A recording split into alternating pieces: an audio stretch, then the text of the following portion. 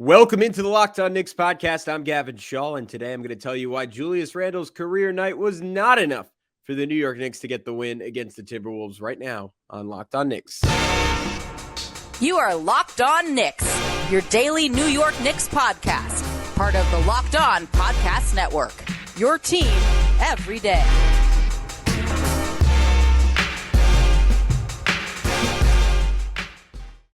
You are Locked On Knicks, your daily New York Knicks podcast. I want to thank you for making Locked On Knicks your first listen today and every day. So wherever you get your podcast, please throw us a subscription, whether that is on your audio platform of choice or on YouTube, where you can see our smiling faces day in and day out. And be sure to hit that notifications bell so you never ever miss an episode. But who's talking to you? I am Gavin Schall, your favorite play-by-play broadcaster's favorite play-by-play broadcaster, fresh off a trip to Glens Falls, New York, to broadcast the New York State Basketball Championship games. Those were a lot of fun and a little less heart-wrenching for me than tonight because I had no rooting interest. And normally I'd be joined by Alex Wolf, the editor-in-chief of the Strickland, the greatest Knicks website in the whole wide world, but he has the night off, so I'm going to take you solo through a exhilarating but also back-breaking performance against the Minnesota Timberwolves for the New York Knicks as the Knicks fell at home 140 to 134. It was a game that featured a whole lot of fireworks. The Timberwolves started 10 for 10 from the field. The Knicks started 7 for 10 from the field for the Timberwolves. That was just 4 made shots away from tying the NBA record for the most shots made to start a basketball game without a miss. The two teams combined for 30 points in the first 3 minutes and 40 seconds of this ball game. The Knicks ended up allowing a season-high 42 points in the first quarter, allowed a total of 79 in the first half, and yet we're very much in this game. After falling down by as many as 17, they cut that lead all the way down to 9 at halftime. That was mostly because of Julius Randle. He had 26 points in the first half and was absolutely electric, but little did we know that the show was just getting started at that point as Randle proceeded to rip off. I'm gonna pull my notes up because I want to make sure I get this number right. He ripped off 25 points in the first 9 minutes of the third quarter. And then throughout a lot of the fourth quarter, it looked like the Knicks were going to have enough to win it down the stretch. And then Emmanuel quickly made a corner three off of a really great save from Isaiah Hartenstein. And then it was Jalen Brunson's time to shine. He got a layup off of a really smart play by Tom Thibodeau, where he basically called for a Spain pick and roll, which is a favorite for the Knicks, which is basically where you set a ball screen and then you have someone else come up from behind and set a screen on the screener's man. In that case, this was Julius Randle. Because it was Julius Randle, was in the midst of a 57-point game. Rudy Gobert couldn't leave Randle, and then Brunson just scooted in for a layup. Then Brunson made 2 foul line jumpers, a turnaround from the right elbow that put the Knicks up 131 to 129. At that point, I was like, all right, we're getting the storybook ending. The Knicks are going to win the game, but that is not what happened. Minnesota went on an 8-0 run from there, and it was basically just a continuation of a lot of the same themes throughout the game, where the Knicks didn't play with enough intensity defensively, but the Knicks were also at a real size disadvantage down the stretch, with Minnesota going with basically 5 big guys, with Kyle Anderson playing point guard. Mike Conley was out there. So 4 big guys plus Mike Conley, while the Knicks had Jalen Brunson and Emmanuel quickly on the floor. And then Julius Randle just completely exhausted at this point, not able to secure a rebound over Kyle Anderson. That essentially put the game away. My big takeaway from this, outside of Randle's all-time performance, which I want to get into in just a sec, was that it was one of the few nights all season the Knicks let go of the rope on either end of the floor. And tonight it was defensively. They were just sloppy. They were going under screens repeatedly. They let Taurean Prince heat up to the point that he ended up finishing 8 for 8 from 3-point range. And in fact, had a historical shooting night. He became the first player in NBA history to score 30 points with 8 or more threes and over 90% shooting from the field. So that's not good. Particularly that is Taurean Prince. And the Knicks let the Timberwolves, missing not only their 2 top players, but 2 of the better offensive players in the league, in Karl-Anthony Towns and Anthony Edwards, still score 140 points. And it was a combination of out-of-body shooting from Minnesota that even on a night where the Knicks play lackluster defense, you would probably expect this lineup to score somewhere around 115 points, maybe 120, 140. This was a once in probably every 5 seasons shooting performance from Minnesota. And that happens sometimes. And sometimes in the NBA, you get caught on the wrong end of that on the wrong night and you lose. But there was certainly more the Knicks could have done to affect that shot making. But what was stunning to me was that it felt like a game where the Knicks almost felt like they were too good for Minnesota and probably took them a little bit lightly with no Cat and with no Anthony Edwards. And to me, this isn't me going on a rant and saying, you know what, the Knicks, they're not good enough to do this. They don't deserve to do this. It's more so me saying it's unbelievable that this hasn't happened more often this season, particularly as the Knicks have started playing really, really well. And sure, we've had some bad losses. And I remember that the one to the Wizards that didn't end the long winning streak was, excuse me, was right in the midst of them starting to play really, really well. There have been a few this year, but there have just been very few games where the Knicks underestimated an opponent. That's a credit to this entire team. It's a credit to Tom Thibodeau. And it really felt like since Josh Hart has come in here, that intensity has been ever present for the New York Knicks. But something to watch out for, because I think coming off that Denver win, this was a team that was just a little bit high on their own supply, and it came back to bite them, because in the NBA, particularly in the NBA in 2023, like even, and not that Minnesota is obviously a very good team, but without Anthony Edwards and Karl Anthony Towns, they on paper are not nearly as talented as the Knicks, but that is just the depth of this league. That Taurean Prince, who's a guy who you never even really think of, who you're asked to rank every player in the NBA, probably would rank somewhere between the 200th and 250th player in the league. And the upper end of that is certainly generous. He can go 12 for 13, 8 for 8 from 3 and drop 35 on you. Mike Conley, who everyone thought was washed 2 years ago, can score 24 on you. Jalen Noel can come off the bench in 20 minutes and pour in 14 points like automatically. Naz Reid can make a running hook shot at the free throw line. On and on and on.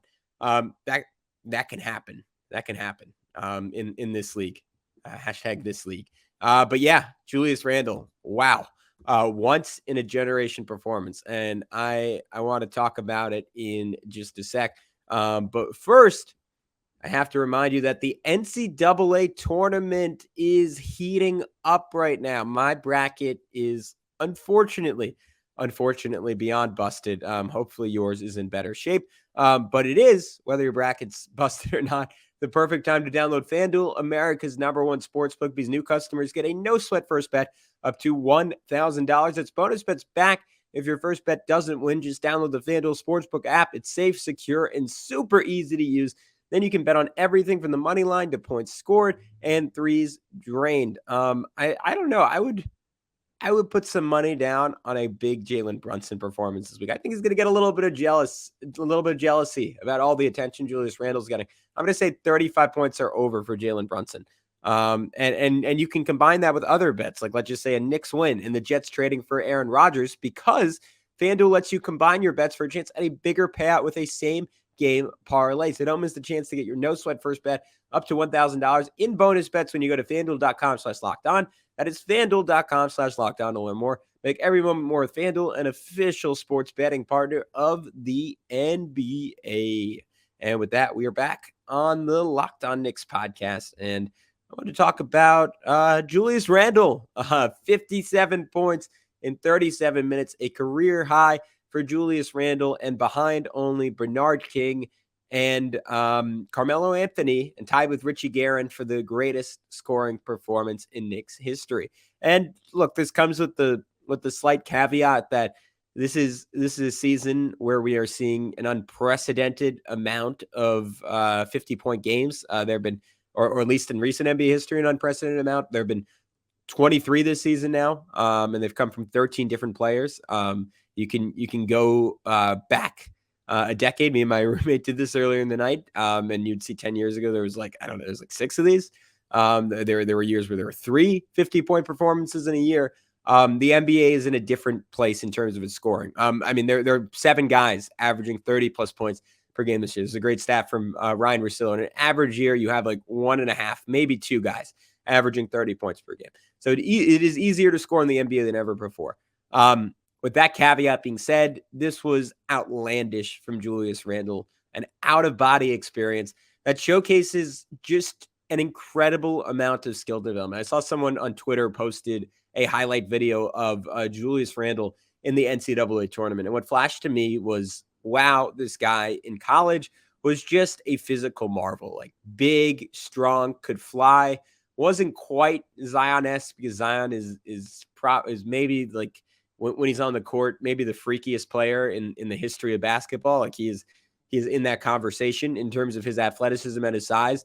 Randle was a notch below that. Randle was a freak's freak on the basketball court in terms of athletic ability and had a pretty decent skill level in college. He has transformed from that to someone who is still a probably top 15 to 20% athlete in the NBA. I'm gonna say top 15 this year, with his size, speed, strength combination, and combines that with being in the top 10 to 15% in terms of skill level in the NBA. And that is an extraordinary combination. That is, I will say it simply, an all NBA combination for Julius Randle. And we got, I think, the full show throughout this game. I mean, in the first half, like started off the game with a 3, turnaround fader, just big time, tough shot making.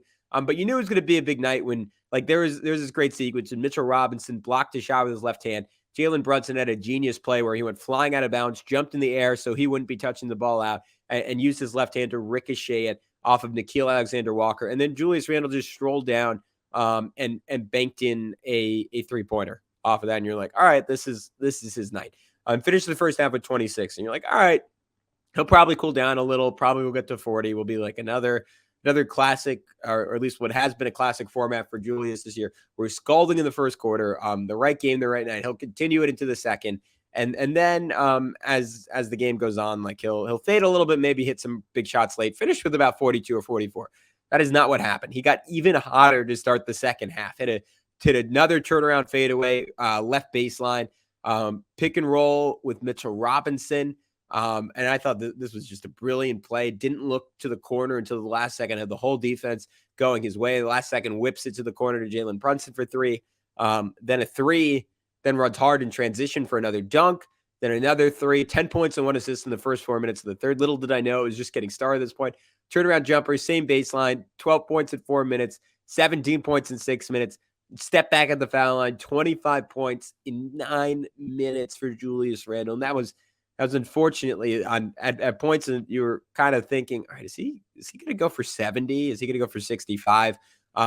Cooled down just enough after sitting the first 4 minutes of the fourth quarter and just seemed pretty fatigued at that point, which is understandable that he couldn't quite get further than that. The biggest shock was, I think this was the 4th game this year where he's made 8 3-pointers, maybe the 3rd, that he didn't pass that mark because he got there pretty early and just never really got past it. But man, oh man, I mean, this was an exclamation point on what has been just a career renaissance for Julius Randle as a Knick, but this season in particular.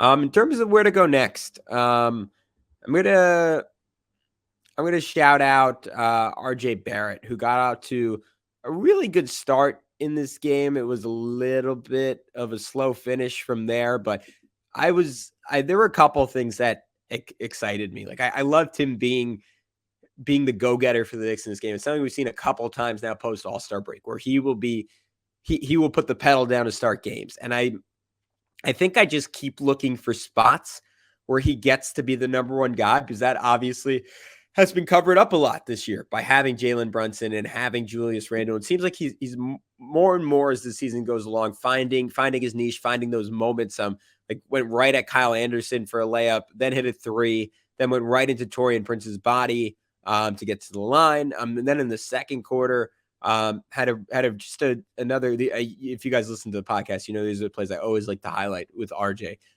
Driving kick into the lane to Julius Randle with the shot clock dwindling. That was in the first half of the year. That's a shot every time. That's him crashing to the lane, 3 guys around and throwing up a crazy floater. Probably leads to a transition dunk on the other end.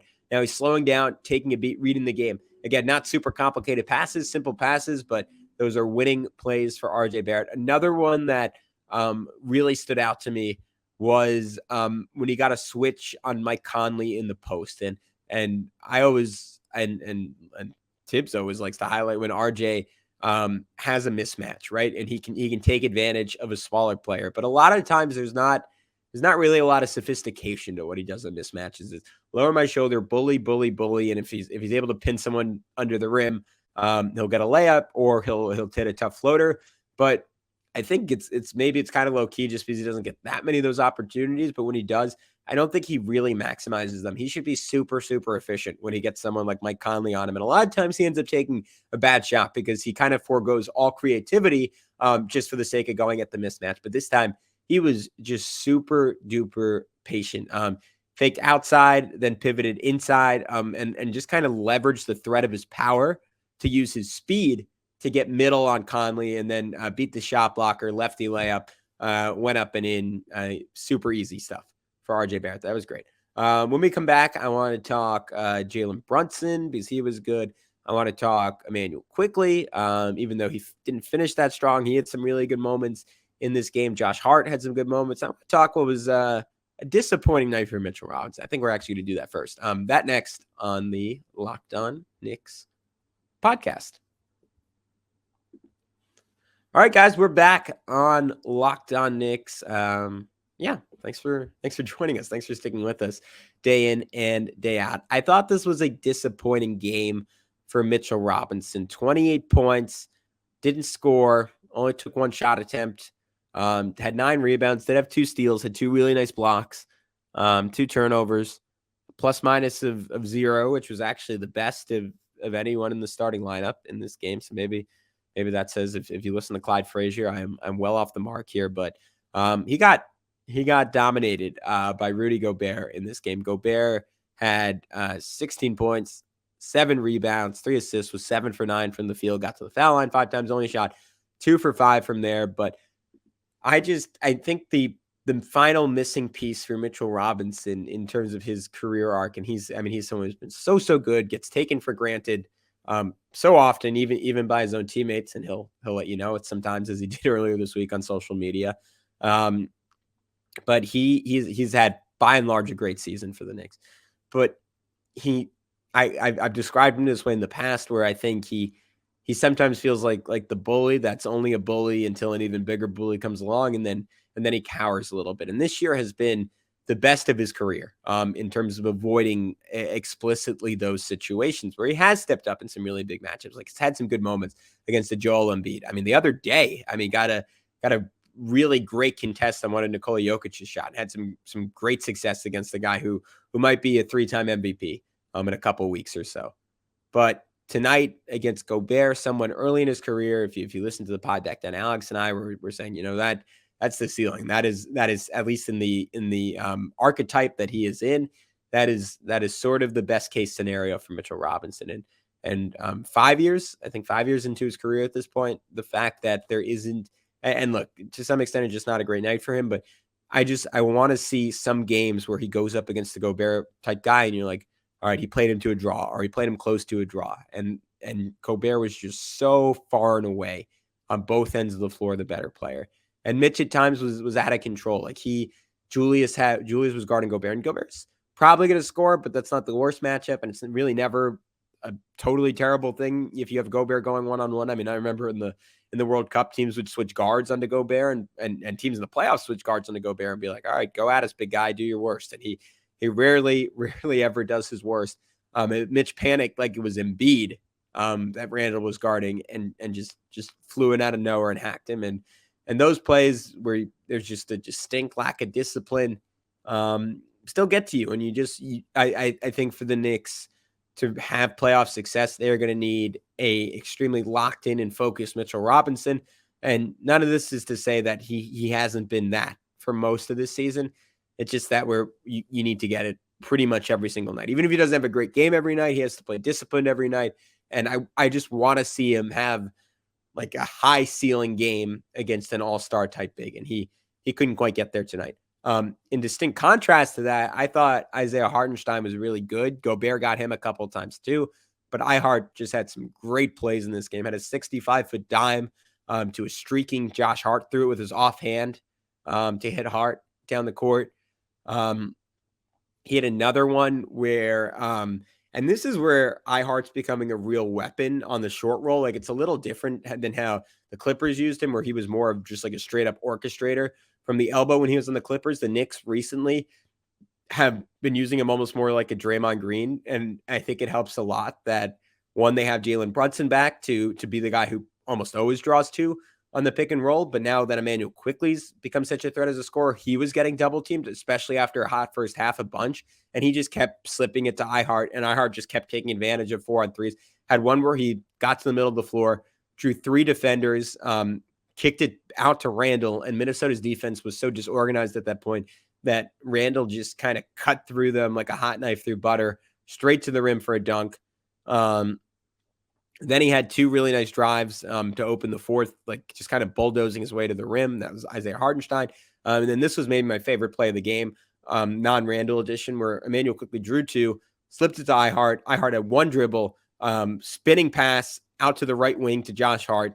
And the whole defense thought he was going to the right corner, but he rotated just enough on it in the air that he was able to trick the defense. And then Hart went into the middle of the lane, drew another defender, kicked it out to the left wing to RJ Barrett. And all I could think of were those YouTube videos you would watch over and over again growing up about the late, or maybe for some of you not growing up, maybe some of you at a later age, but those early 2010s San Antonio Spurs teams. Like it felt like that kind of play. And then he was the guy who got the save for Emmanuel Quickley's huge corner three. Speaking of Emmanuel Quickley, great first half for him.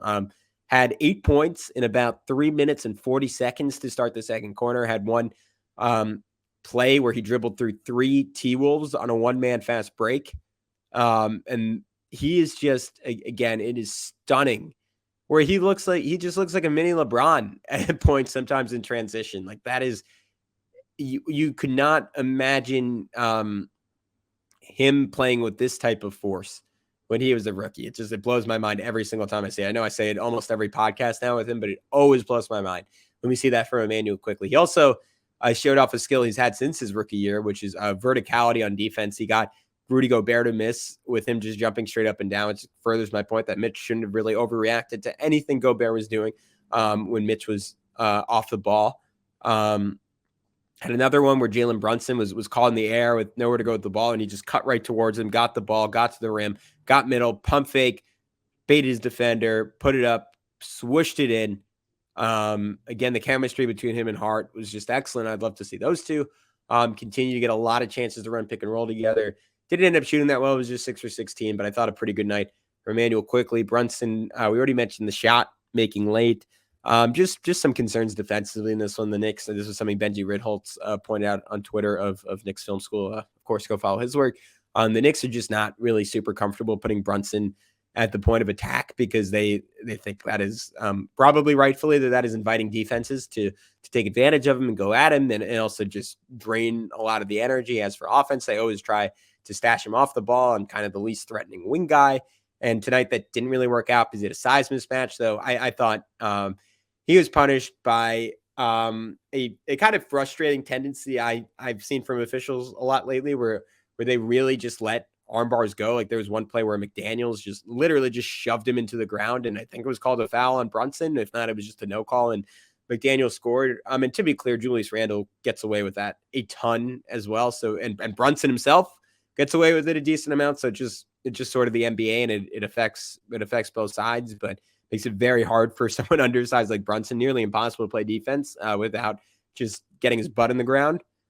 But come postseason, you got to imagine defenses are just going to try and go at him as much as humanly possible. And then yeah, we'll end on a positive.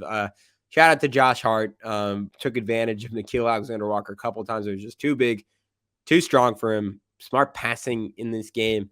Obi had a couple of good plays in this one. Also had one play, so I guess we won't end on a good note. Had one play that was emblematic of the Knicks' defensive issues where he was guarding Taurean Prince, and Kyle Anderson was curling on a pick and roll. Isaiah Hartenstein was already there to snuff it out, and Obi just kind of inexplicably drifted off the guy who was already 4 for 4 from three. And Obi, again, while I, like all of you, I mean, not tonight, but in general, want him to play more minutes, want him to take more of a load off of Randle, want to see him as a rim runner on offense, just want him to get a chance because I think he would really shine offensively in a role where he played more minutes. But I also sympathize with Tom Thibodeau not keeping up on the court because sometimes he has some real brain farts. And tonight we can call it that. One big brain fart for the Knicks, one out of body performance for Minnesota, and an all-time game for Julius Randle. That was not enough. The Knicks are back in action though on Wednesday, and Alex and I will have you covered then. But until then, I'm Gavin Schall. This was Locked On Knicks. We'll talk to you soon. Peace out.